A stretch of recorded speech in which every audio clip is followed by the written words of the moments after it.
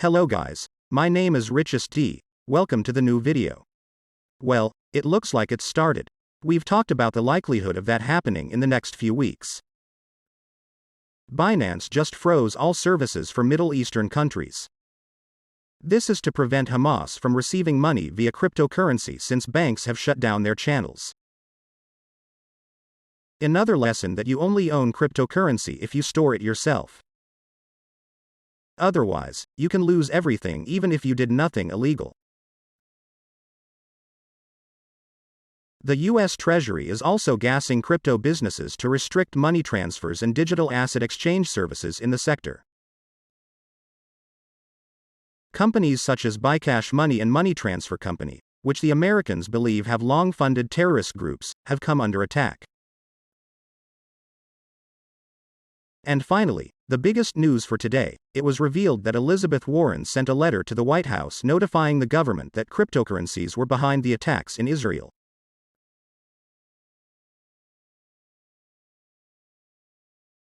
But what's interesting is that Elizabeth has already endorsed 105 other lawmakers who have so far not taken an active stance on cryptocurrency, or have remained neutral on it.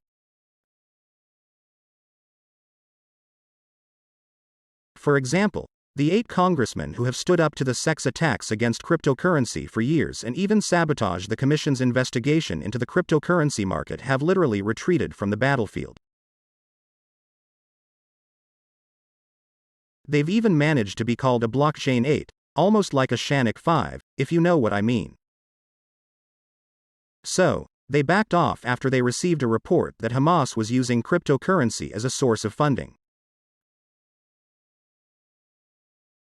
Moreover, 2 of those 8 congressmen joined Elizabeth Warren's efforts and supported her anti-cryptocurrency letter to the White House. Now they have it down to the fact that the terrorist attacks that have occurred in Israel are a direct result of the use of cryptocurrency. This is their new narrative.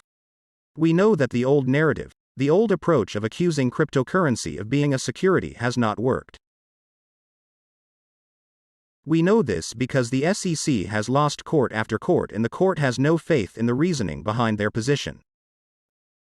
So the army of cryptocurrency opponents who are very much trying to eradicate the cryptocurrency industry in the US are coming in from a different angle.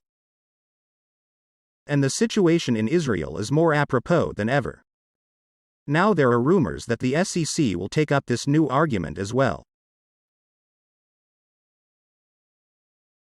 And when that happens, it will show us the truth. This will reveal to us the fact that it was never about the securities laws. It was never about finding some kind of regulatory rules. It's always been about the system of power and specific certain people who are trying to prevent cryptocurrencies from developing into an industry that will be able to challenge the system of power that has managed to take hold.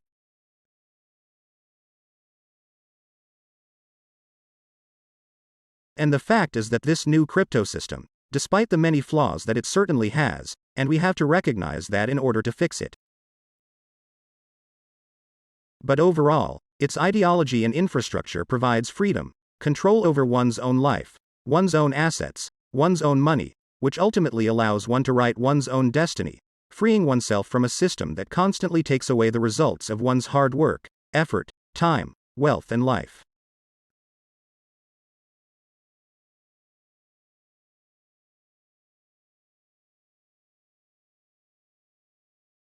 That is our real basic right that needs to be protected. And I see a defense tool in cryptocurrency. In the end, I'm very confident that in the long run, these new systems are built just so that they can't be killed, can't be stopped, and will succeed. But for the short term, it's important to realize that the upcoming United States election next year is the most important election in the history of cryptocurrency. After all, they are the ones who will determine whether the United States will be the place where cryptocurrencies will truly find their new home.